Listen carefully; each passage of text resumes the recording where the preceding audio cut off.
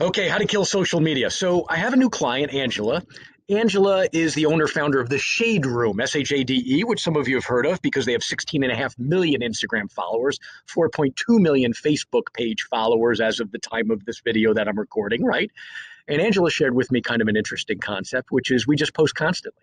In fact, when she started building her Instagram page, which was just meant to be something for fun and for connecting with a certain audience, what was interesting was her rule of thumb was just post constantly.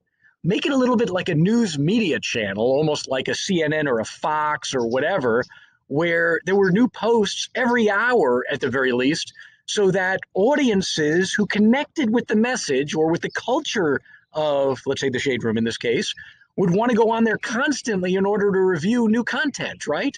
And this is where we all have a lesson we can learn. Are you ready? Here's a lesson.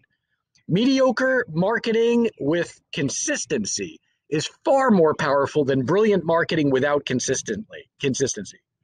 Mediocre marketing with consistency is far more powerful than brilliant marketing without consistency. Now, Angela's marketing is not, mediocre, it's brilliant, but for you and I, as we're building out our social media channels, we need to do more quantity. Most people I work with are so afraid of, is this too much? Am I interacting with people too much? When the message is, first of all, we're all doing it way too little. When we built up our business initially on Facebook, we were posting realistically 5 times a day, literally from Monday to Friday, it was 5 times a day. And I would post photos of myself with clients constantly throughout the days and text and tag the people in the photos. 25 times a day. That's what built us up. I just noticed something interesting on Instagram. Over the last month, we posted 24 times to Instagram last month, which is the most we've ever posted. And the audience suddenly went up by 500. The followers went up by 500. I have a client, and I won't mention names just to protect the innocent here, who has an interesting Instagram page, and he's known for coaching keto, the keto diet for people. And he posted literally just foods and recipes for a month, and the audience went up immediately by 300 when he was starting, not from scratch, but nearly from scratch. Okay, I'm sorry, by 1,000 when it went up from nearly from scratch. Mediocre marketing with consistency is far more powerful than brilliant marketing without consistency. The one thing you and I need to do is we need to be out there far more. When Coca-Cola does a Super Bowl Sunday ad, they don't care if you like their product or think it's a carcinogen that causes cancer. They don't care. They want your eyeballs to see it over and over and over again and make your own decision whether you want to use the product. My question for you today is, knowing what you just heard now, let me get back to the Shade Room real quick. So the Shade Room is now up to 16 million followers on Instagram, 5 million, 4.2 or whatever it is on Facebook.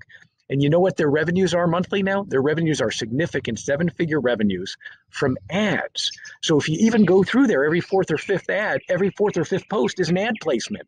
I noticed this morning there was literally someone in pop culture with some product from McDonald's. And if you look at the bottom, it had hashtag McDonald's, hashtag. Who do you think paid for that post? And there was another one from Fashion Nova, which is another one of their clients. So what I'm trying to say is if you build it, they will come. You will actually be able to monetize it over time. For you and I, the way to monetize it is not to wait for companies to come to us and throw advertising dollars at us, but rather to send messages through Facebook Messenger, Instagram direct messaging, LinkedIn email, whatever those connection points are, the private messaging, if you will. We send those messages to people to ask for appointments, particularly if you're in a service-based business like most people I coach. My question for you today is, having heard what you just heard, what might you do differently in your own business in order to build your endeavor? Hope it was helpful, folks.